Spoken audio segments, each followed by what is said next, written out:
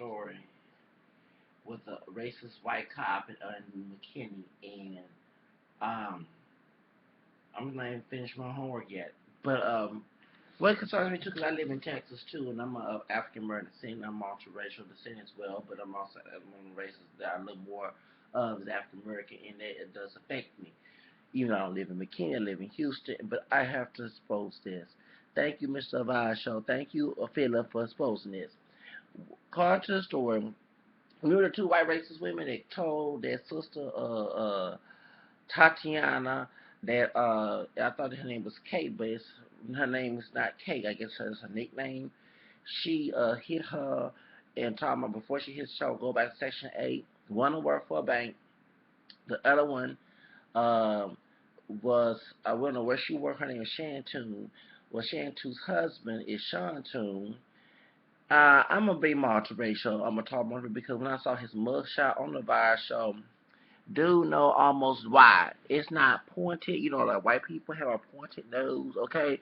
It's wide and got that dark brown hair. Even though brown hair can be a Caucasian trait too, but when you mix the races, you're gonna see it. Okay, and I'm a camera skin brother, so I know. Okay, um, so and I mix with Creole beside. Okay, so I know this, dude. Before you call 911, you a thug. By the way, Sean Toon, you had a criminal record back in 1999 of aggravated assault. Okay, so you was a thug. We had another call the police and said thank you, police department, for what you did at the pool party. Blah blah this and that, and put a sign up there saying that. But your wife and this blonde hair heifer had no reason to start a fight in first because one of the two white women, the dark haired white woman and the blonde haired white woman. Shantoon is the dark haired white woman. She's the brunette. The blonde haired white woman, she works for Bank of America. Wells Fargo is better. Cause I don't have Bank. I thought I was going to Bank of America. I'm glad I didn't. Okay, and to fire her ass. What happened was, ooh, I'm sorry. Okay, they being exposed on social media. Someone snitched on them. Her name is Tracy Carver-Allbritton, and Tracy Carver-Allbritton, one of them, that's the blonde hair one. She was the one. One of them had said, "You'll go back to Section 8 household," and she works for home loans. Yes. Okay, so if you've been denied in McKinney, Texas, or in Dallas, wherever a folk worker is, right there around the same area, and if African American and other races that's not considered white or not, if you mix a white and you claim it, but you don't look a white, you can't pass for white or whatever, she must have found out that you wasn't pure white or whatever, you need to go ahead and file a discrimination lawsuit against her. Because if this bitch I call her bitch, and she had a business saying that go back to Section A and you don't belong here, you black motherfucker, black bitches, and call all type of niggas and stuff to Tatiana and her friends and her family and stuff. That lets you know what type of racist person. So actually, you not in private. I'm not slandering you, but I wouldn't be shocked that you. I wouldn't be shocked that you if this white racist son of, well, she's not son of, this bitch had no reason to, I wouldn't be shocked if this bitch just deny loans to people of color. Okay, let's put it away, alright? And that, right there, it's just like Bavasha was saying, it is systematic racism, okay? So as I remember I said in my video about the Section 8, and I actually made a rant about that. I said that I put applications in, resumes in over the years, and I was denied jobs, and I even had people of African American descent and Hispanic deny me a job as well. So I can't say, but still, not only people who are white racists file white supremacy, like you have people who are of African American descent or Hispanic or Asian American who file white supremacy too. Okay, so point is, remember I said that you cannot get mad by somebody trying their best and they deserve to have, what I'm saying? You cannot knock them down. And I'm one of those people because I never thought I'd be living in no public house or be on welfare. I never thought that. I'm being honest with you, my big eyes never thought that. And I will admit that I was one of those middle class kids making jokes about welfare people. I'll go ahead and admit it. Okay, you had people in Africa because I went to my community was still is mostly African descent of all different shades and colors. We're all mixed.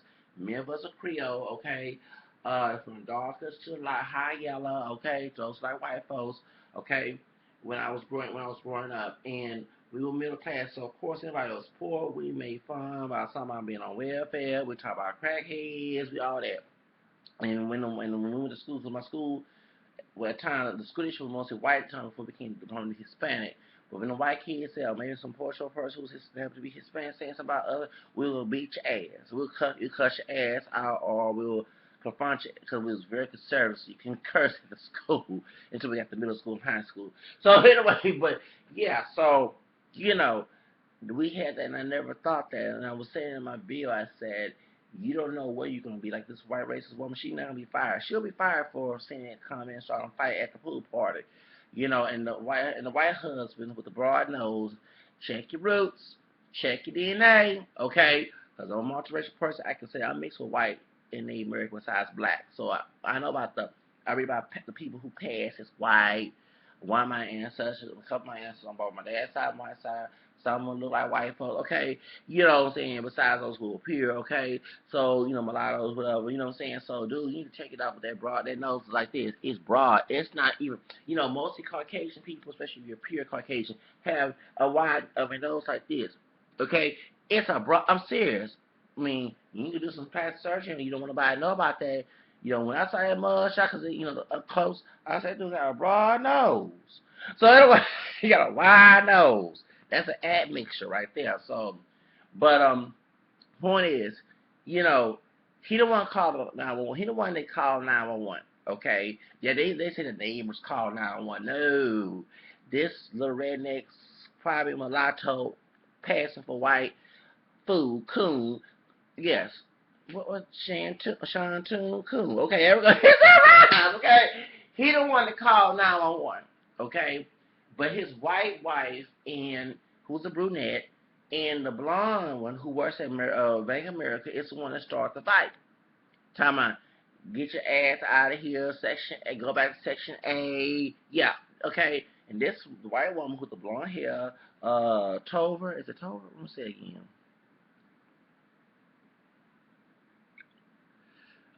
What's this white woman's name? Oh, Carver. Tracy Carver, Allbritton, who lives, yeah, she's the one who caused she was fighting.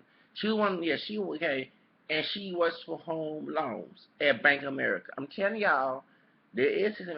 So this is, remember I said that I got denied, I ended up being on welfare, and I'm being on public housing, and I don't have a criminal record. I don't do no dope or anything. I don't do no drugs. Only medication. Only drugs I do is medication for my bipolar type 1, and no, I don't abuse it. I'm not trying to die. You know what I'm saying?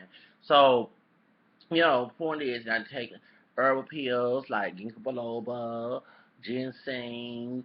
I need to get back on my vitamin C's. Vitamin C's, hair, skin, and vitamin at Globalworks that I sell at Globalworks. I'm a distributor for Globalworks because since I'm working right now, at least make money selling hair pills, body wraps, that type of thing. Yes. Remember, y'all seen my video talking about my hair, and you see how long it's gotten this last year. Okay, and it's getting more long, especially when you have, because this hair is straightened, but the, perm, relax, but the natural part of the natural texture is very kinky, so, you relax, it's going to be more longer. So, because I don't have time to flat iron and hot comb and all other stuff, so I just go ahead and relax anyway.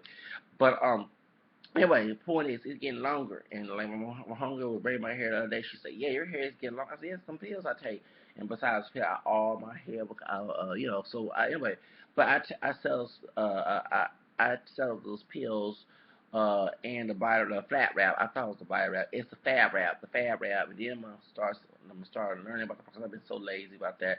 Learning about the product, cause I just ready to start getting into the business, and I was like, I'm gonna sell this stuff since I'm looking for work, cause I'm not trying to be poor, and I know they pass money. So I go to school online a little late. I'm a homework, but like I said, I overslept. I ain't take, I'm about to take medication since We got to take it. Like, so I'm gonna take it today, and then go to sleep later on the day, and then wake up in the nighttime and take it again. But point is, so I woke up and I happened to see the Survivor show about these people, and like I say, and that's one thing I hate about living in Texas. I do hate about living in Texas. I always wanted to, since I was a teenager, want to live in LA, but then I do so much gang and black and brown racism down there. It's just pitiful. So I don't want to go live in LA. I want to live in New York City. It was more liberal, and it's very expensive to live in New York City. That's why I haven't went to New York City. I have friends that tell me, once you come up here, I'm like, no, I'm not gonna be homeless, and I'm not living in no ghetto. Okay, it's worse than here. Okay, so I want to live in an upscale Manhattan penthouse until I get married to a woman and have kids that live in a big house. Okay, a big mansion. So that's my goal. But I'm glad this woman got exposed, so she knew exactly what she talking about. Go back. So she actually, I wouldn't be shocked she discriminate people of African American descent and maybe other races as well who are not white or those who are not pure white, and want them to be in Section A, want them to be in public house, and want them to suffer. I'm talking about this how it is in Texas. This is remember this is white KKK, white mostly Anglo-Saxon Protestant state, and it's controlled conservatively in that situation. Okay, you're not talking about no WASP liberals. No, we're talking about some conservative WASP people who don't say to be Christian, but don't care about their brothers if not pure black. I mean, not pure white, or they're not white at all. Okay, and I tell you like it is. They want them to be in the pool house. Um, I'm glad this is exposed about the situation. They want us to not have the high paying jobs. They want to talk about pull yourself by your bootstrings with that WASP or the white Protestant work ethic. But when we do practice that mess, we still get the doors slammed in the face. Okay? Um, and if you do get a job, they'll treat you like shit. Okay. And they have the employment at will law here in Texas. That's why I want New York City have labor in New York. But here in Houston, they have the employment at will law. Well, people, that's why I'm bipolar, because the one job, some poor child down there, being ghetto, poor child is like a Hispanic person who's trying to be white racist, should I say, white person, should I say. Well, she was cussing us out, and she not only mistreating the black folks there, she was treating Hispanic immigrants there too. And especially this Salvadorian woman that was there at one of my jobs. I was working, cleaning the stadium and stuff. And then we had this old dark African guy. I don't know, he was a Nigerian or whatever, but he was mistreating us too. And I guess he didn't like us because we're not pure African, and that racism goes on too. And I'm sorry, I got to the point in my life I was 33 years in 2012. I got to my life I ain't taking that bullshit. So when I went to another job, and I was mistreated from the brother. It was a dark skinned brother from Louisiana, and his white woman from Bosnia. I heard me talking about I want to call her Cajun. Cajun so bad to a point. Well, you know what I'm saying? Because I can't stand the bitch and I can't stand the old cooning brother. They treat me like shit, especially the brother. You know what I'm saying? That's one thing about, that's what I'm saying. I understand what some people say. They call me cool or not. Some people say they can't trust people within our own, because, and people in our community, because if people in our community think they treat someone like shit, talking down them, berating them, and talking in kind of way is love. No, it's not. We learned that bullshit from slavery. I don't believe that's love. Like I said in my videos, you treat me like shit, and you cross that line, we no longer brothers and sisters no more. That's how I live by my. That's my ideology. That's my ideology. Okay. I cut you off, and if whatever happens to you, Black Lives Matter on your part. It does not matter to me. So, but point is, and so I got tired of it to a point I couldn't take it no more, and I went off on both of them, and they let me go, which is because I had to find another job after then, and I was an intern. And when I was an intern at this other government agency, I had to work outdoors and indoors. I couldn't work there anymore because, no, I didn't get fired. I had to resign because the medication I was on, lithium one, that made my hair fell off. Because, I was growing this hair, and I said, no, I'm not talking about doctor, I ain't taking medication no more. The lithium medication, I cannot be in the hot sun like this, even with the Tergadol, because it was for replacement of the lithium medication. I could not be in the hot sun for a long period of time, like this hot apartment. That's why I have my shirt off all the time, because it's so hot. I'm right there by the fan. It's my fan right here. Um, and then when they, I'm getting tired of apartment people that I put an air conditioner in this time match the outlet. I ain't trying to cause a fire. They refuse to change the outlet. So that's the whole reason why that I'm in public housing. I've been trying to get out on my own since I was 18 years old. I was afraid to live in the ghetto because of all the horrors I heard from family members on my mom's side who did live in the ghetto. Dad's side didn't. We do have some people who do, but my grandparents did not live in the ghetto. And like I said, when I was growing up, we made jokes about those living in the ghetto and live in the hood, because we had a middle class, and it was so funny. And during the 80s, we was doing all that. And nice when the gangster league came in, and everybody talking about living in the ghetto in the hood. When the other side of the community was considered Houston, because I was not living in Houston, I lived in a different town. That was ghetto. But where we was living, it was not ghetto, and so we felt, even though some folks in our community was trying to be gangsters, we felt scared because we not living, in the ghetto. Okay, so now it's funny that when you talk about people living in the ghetto, you end up being in the ghetto. You get my point? And this white woman, it looks like she's going to get some Section 8 because she's going to get fired from her job. And it's sad that, I mean, you talk about pull yourself by your bootstring, and these folks, top down mom, everybody is not living Section 8. They pull themselves out and they work there behind all trying to get a nice house in this Grand Ranch community. But yeah, you're going to talk about them going back to their Section 8, a house so they can fund it because you're trying to stereotype all people of African American descent who live in nice housing in Section 8.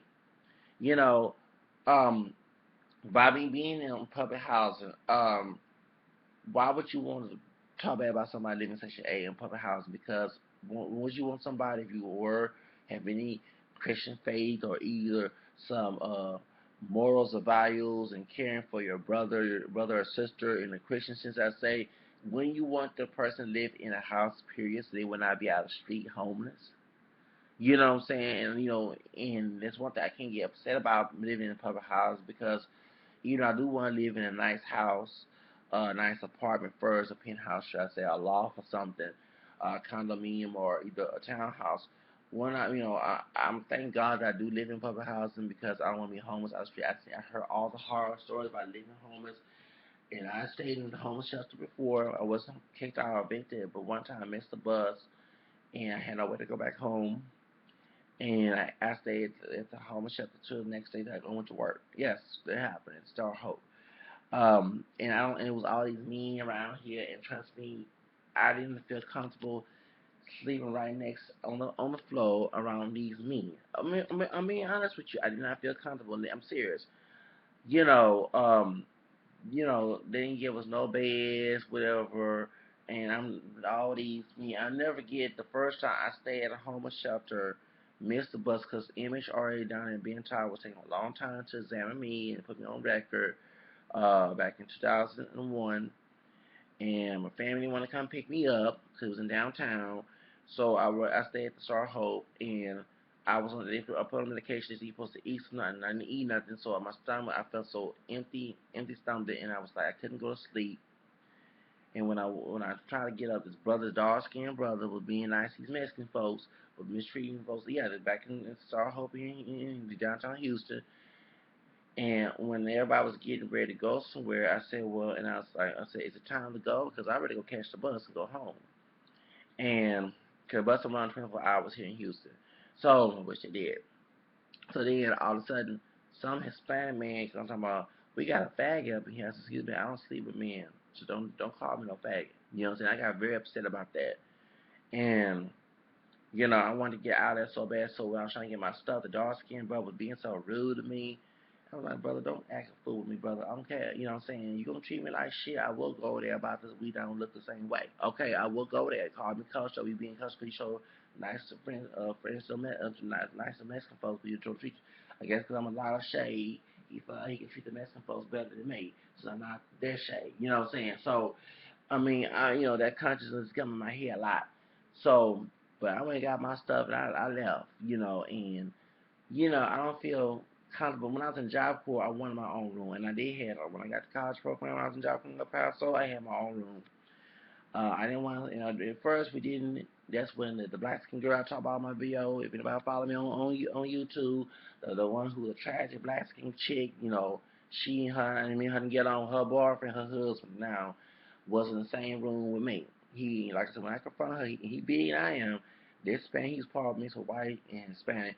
He did not test me or nothing because he knew that she was in her wrong place. Okay, when I cussed her out at the minors game. Minors is the UTEP, University of Texas, Paso football team. Yeah. When we went to the game, she started cussing me out there. I cussed her ass out in front of them folks. I didn't care back in 2005, 10 years ago. And lucky I wasn't drinking no beer, okay? All right, we couldn't drink at the time. So we couldn't drink at the job corps. But if I was drinking, and I don't get drunk, probably shoes. That's shoes. When they had the alcohol, it's been on my nerves. But point is, you know, um, when he left, I was happy, because I don't have to. I'm serious. I don't have to share no room. I mean, I don't it just, I like to have my own stuff. And like I said, when I was at the homeless shelter, sharing a room, and we on the floor, we had to get a mat, and who would be on that mat, and these men all sleeping, and some of them have not taken no bath. I'm not trying to put them down, but I didn't feel comfortable around that. You know what I'm saying? So, and that's how I'm letting you know. I'm glad, I thank God, I do have public housing to the white race folks, okay? Since this white woman here who's 19 and now loans to people, African Americans, and anybody of color, okay, ethnic person, this systematic racism. So she knows she's exactly what she was talking about when she said Section 8. You know, you can't get mad about us getting Section 8 in public housing when you have folks which I'm mixed with white, and many of us are as well. We have white racist people who control the system, who have systematic racism in these companies, who does not want to hire anybody, who want to deny them jobs, who want to talk about folks on welfare, but they're the one who's putting people on welfare. That's the scandalization you cause. So I'm glad that this white woman is getting exposed. Okay, she worked for.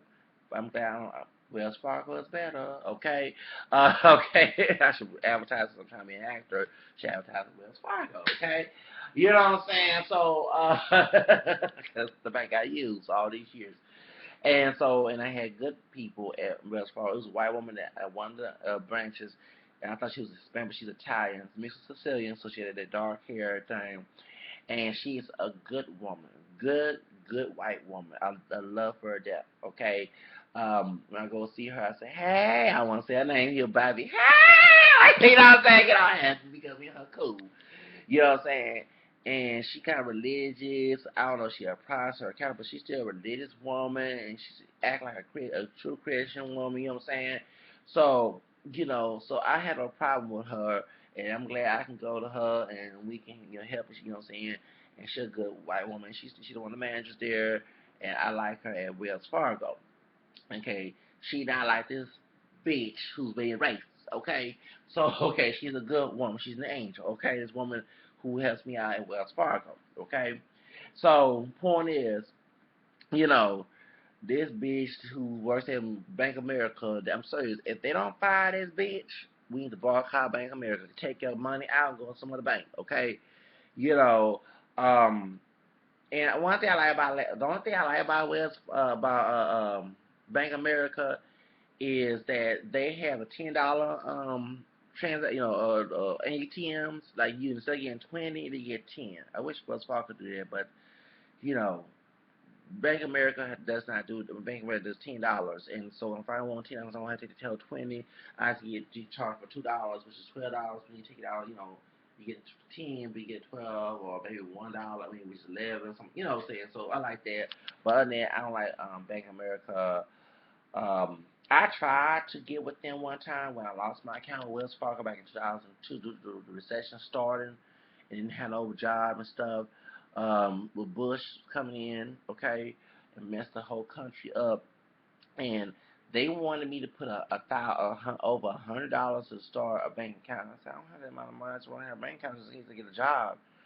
So, and then waiting until a couple 6 months to get back with Wells Fargo back in 2002.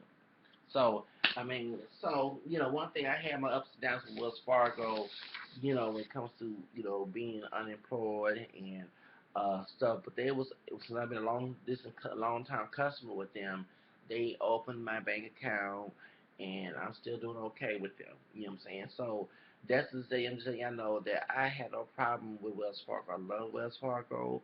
When you go to Rams, you can go shop and then get some money, okay, and pay for your groceries at Wells Fargo here in Houston. You know what I'm saying? So one thing I wish Randall's when I was in El Paso, there was no Randall's, and I still dealt with Wells Fargo in El Paso. I was upset there was no Randall's, and I had mentioned it since, El Paso's a border town, and when Bush became president, a lot of Hispanic people told me that their business, the economy started to go down, especially worse in the border state. Bush don't care about if it's something in Canada with mostly white folks. He would not care if it's a Canadian U.S. border, right there, by Mexican border. Of course, he don't care about Mexicans. Okay, even though his nephew is part Mexican. So you know, so I guess she's a token Latina, the one who's Jeb Bush wife is, but still, when I saw I saw how poor the buses sucked down in El Paso. That's why I didn't stay. Everybody said, "Why when you was getting all these blessings of being a model and stuff? Why you said that? I didn't want to be homeless. No family around in El Paso, or whatever. So I didn't want to get homeless and be out of luck. So that's why when I finished my program with Job Corps, the college program, along with the vocation, I came back to Houston. And I always tell people when I get money, since I got familiarized with El Paso and it's cheaper to live there, I will go back to El Paso. And I said, and I'll go back to being a model with Laura Productions. But when I went to, but my dream is to go to New York City. I don't want to live in Texas no more. And because the only part of Texas I would live is El Paso. It is more liberal there. And the one thing about some of his people acting racist, it's racist down there. I dealt with the attitude sometimes with racism with some of the Latinos there, but it wasn't extreme. Okay, um, actually, a lot of people love the African when a black or a person African descent, or rap artists or R&B artists or pop artists come to El Paso. Everybody get all excited. Okay, and I mean it was cheaper to live there. And I had a lot of good. I had a lot of good friends. I had more good friends at El Paso Community College than I had at Job Corps. And one thing about, and so, I walked through the Hispanic community, going to school, to El Paso Community College, and catching a bus, and I was never called a nigger, or my yate, whatever, okay? I never forget, I was riding a bus, and it was a deacon. He wasn't Catholic, he was Protestant. He was a deacon, and this Hispanic guy gave me a ride to the bus when I missed the bus turn. I was running with my ass. I'm trying to catch the bus. Okay. I never forget when I went to church, when I went to mass at St. Pius. Um, one Hispanic man he knew he used to work at Job Corps a long time ago, and he and his wife would give me a ride back to Job Corps. Yes, and so they went on the bus. You know, so y'all keep talking about Mexican people because one brother down there on YouTube talking about called the peanut butter, whatever he called himself. He said that he was treated racism, and I don't know what part of El Paso you lived in, but I dealt with some little racism down there. I saw some portraits down there too. But, and when I say poor, I'm not talking about Chicanos. I'm talking about those who try to be white racist people. That's what I'm talking about, okay? But there was a lot of Hispanic people, whether it were Chicanos or Mexicans from Mexico. It was nice down there. I just want to say, I wish I can go back to El Paso. It's just I wish I had the money to live there. So, but, it was, it was fun. You know, um, I loved it there. You know what I'm saying? I got along with many of the students there at El Paso Community College. It was fun. I had fun down there, and I wish I can go back to there with my money, okay, with a lot of money, should I say. Because even though it's cheap to live there, still you don't want to be out of luck if you don't have no money. You know, um, and so that's where I would like to go back to. You know, if the only two cities I'll go to is El Paso, Texas, or New York City. And that's what I'm saying. When I get money, money, money, because it's very expensive. I'm not trying to live in homes, and I definitely ain't living no doggone ghetto and stuff. Okay, especially Queens. You heard me talk about Queens, and you know about and one thing I found out the Boom Latin Club is in the Queens. Dog it. I want to go there so bad. And before that, like I said, I have to carry a pistol or something because I don't want to get shot like they happened in Tupac and there's other rappers that happen in Queens. Okay, you know what I'm saying? Because I'm serious. So my point is that's what I'm saying that's where I would love to go to. I would love to go back to El Paso, but this white racist woman down there in McKinney, Texas, you can tell that she systematically used racism at her job. She made sure that people after sit at the job. Who's going to her job to get a loan, was trying to get. You can tell by her saying Section A, go back to Section A, making fun of people who on Section A who happen to be African American. And that's why that's what I'm saying. When you go to and the other white people have said this, and also El Paso, other white people have said this, the East Texas area of Texas, it's racist. It is a bunch of redneck folks, okay? And one of my teacher, she went on WASP, ad job corps. Her husband, her first husband was Hispanic, the other one was her. She divorced. Her second husband was Asian, and they're both preachers. And she said, in East Texas, I always tell people, because my dad was from East Texas, there's some weird white people down there. She said, I'm serious. They're weird white over there, okay? So, and I'm like, I said, I'm not being racist, and I'm mixed with white. I told her. I said, yeah, it is, okay? Because I have, roots in East Texas besides Louisiana. So, in Central Texas as well. And so, I'm serious. I mean, I'm sorry. I'm saying, I'm trying to say them small towns and mostly white. I don't care how good looking the house is. I'm not living in them areas. I'm not having no burning crosses come. I'm not having folks call me all type of niggers or making fun of multiracial identities. You know what I'm saying? Or bashing it or whatever multiracial. But because when people I see, I tell people, I'm told white race people, yes, I am mixed with white. What happened in slavery days? The race mixing. I'm here, along with the American roots. So I don't let them tell me one thing about people in African race who do have mixed racial heritage, but are afraid to come out the closet and then scared a white person to confront them about it. I'm not scared of that. I don't let white racist people define me. There's one thing we gotta stop doing. Stop letting white racist people define you. If you are racially mixed, do your multiracial background, tell the truth, and confront their asses of who they took. Cause they know and died to make them God. You know what I'm saying? So and don't socialize with people who don't accept you for who you really are. I don't mind. I do bad by myself. If people don't like the fact that have a mixed background and identify it, if they don't like it, go bye, boo, bye, boo, boo. You know what I'm saying? I don't want to talk to you. You know what I'm saying? I don't want to. You know what I'm saying? I do bad by myself because you're lonely. Lonely.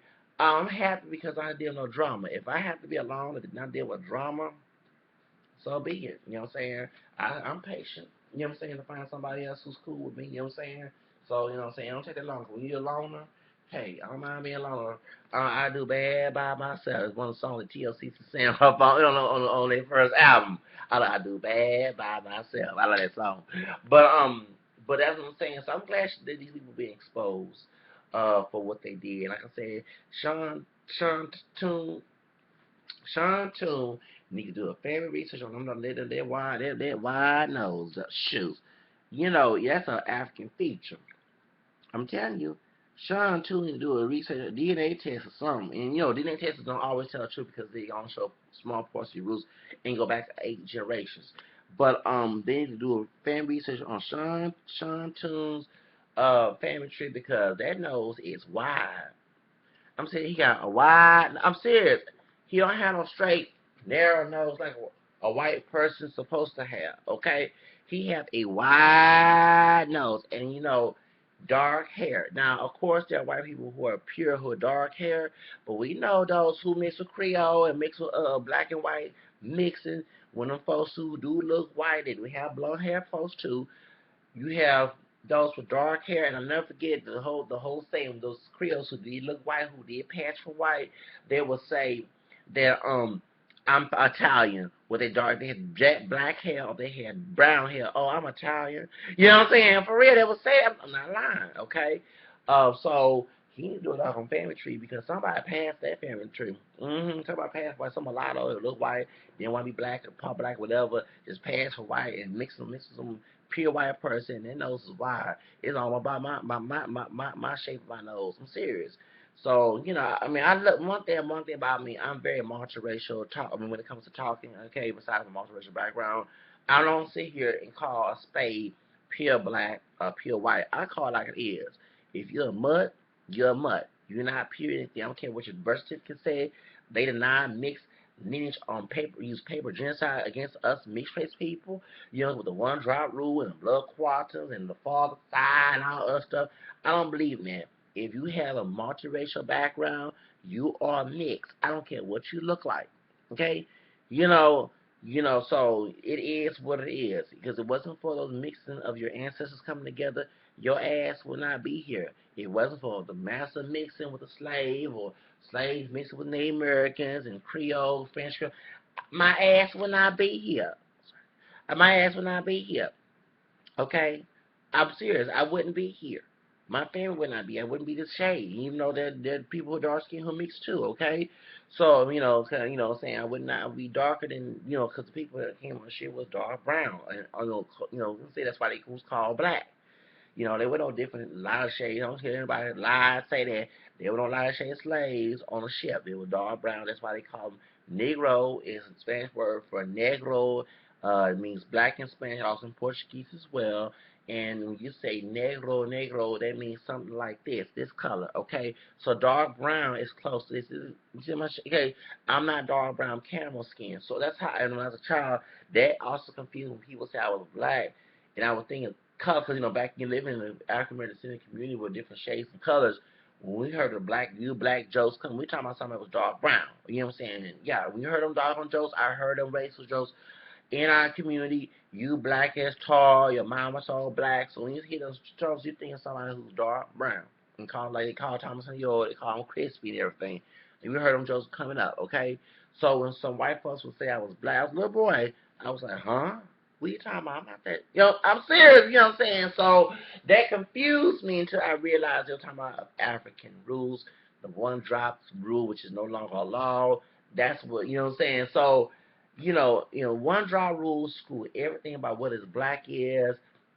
There's an African racist person who is pure black called the Moving Freedom for Africa. That's his called. Okay, he said there's no black people in USA, and let me explain what he's saying. We're not black as a pure sense. We are partial black, yes. Okay, so the people in Africa who do not have no genetic mixing are pure black. To us, we're not like them. Okay, we're partial of them, but we're not pure black. We were classified as pure black because back in slavery, slave master either seduced a slave by consensual sex, like Thomas Jefferson did, okay, or either had raped the slave in order to have more slaves by race mixing. So when the mixed kids, our ancestors who came out of different shades, dark, because they had dark brown people too, or those who like white folks, or fair skin, or camel skin, myself, whatever, came different shades of us, we were considered black to the slave master because we had to be their slave. Get my point? So that's the reason why we come in different shades and heritage and hair colors, whatever, because we're not pure black. And then we had Native American mixed them in the slaves went to Native American communities and mixed there too. So, we're racially mixed people and we need to acknowledge that. Okay, I wish that people would start letting white race people define you. That's one thing I never understood when I argue with people who love the one draw rule. Why y'all letting white race people define who you are? I'm sorry. If they can't be my white friend, I'm serious. If white persons they don't acknowledge me for who I really am, bye, gap the fuck out of my face. That's how I feel. That's how I feel. You know what I'm saying? And it's the same white people you defending who will want the one drop rules no different than these two people who talking about gay Section A and call them black motherfuckers and everything. The dude call the police on McKinney, Texas thing. They're no different. The Ku Klux Klan, they the one who fought in the black white slave masters. They the one that wrote the one drop rule. No slave that came up, well, I'm gonna be black. No, I didn't say that. It was white race people who because they was afraid that by us being mixed with white, especially those who do look white, we was gonna have the same freedom as they have. That was the difference. That was the difference. And then when after slavery, they actually put it in many states the one drop rule because not only is afraid that some people will claim because they didn't have a lot of category, they got rid of it in 1920. Okay, on the census last year, 2020 had the mulatto category. What happened was they was afraid that many of those who did look white would pass, which they did, and marry a white person, and their gene pool was gonna be just like Brazil, should I say? Okay, you know what I'm saying? And they was afraid of that. Okay, so and I don't understand why they was so accepting to Native Americans because when they came to Native Americans, they was trying to start different race mixing with white. And when it came to the blood quarters, 1/5 Native American, all stuff, and that meant if you was to marry, if you was a mixed white Native American person, you kept marrying a white, your family kept marrying white people, those folks will no longer be Native American to their stupid term classification. They will no longer get the benefits of being Native, the reparations of being Native American, or the benefits of casino, all of that stuff. Okay, the free college, scholarship for Native Americans, whatever. They were also too classified as white, and that's what Native Americans was trying to stop them from race mixing. But I don't understand how these people who are mixed with white Native Americans who do not do claim to be pure white are more accepted to society than compared to someone who do have African blood who do look white. I don't understand that. Don't understand that. It's so.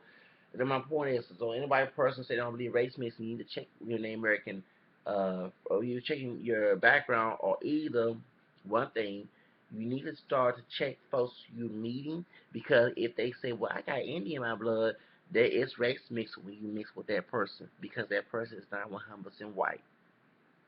I call it like it is. And like these people who are African Americans who are racist who say, I don't believe race mixed, but yet their ass got race mixed background.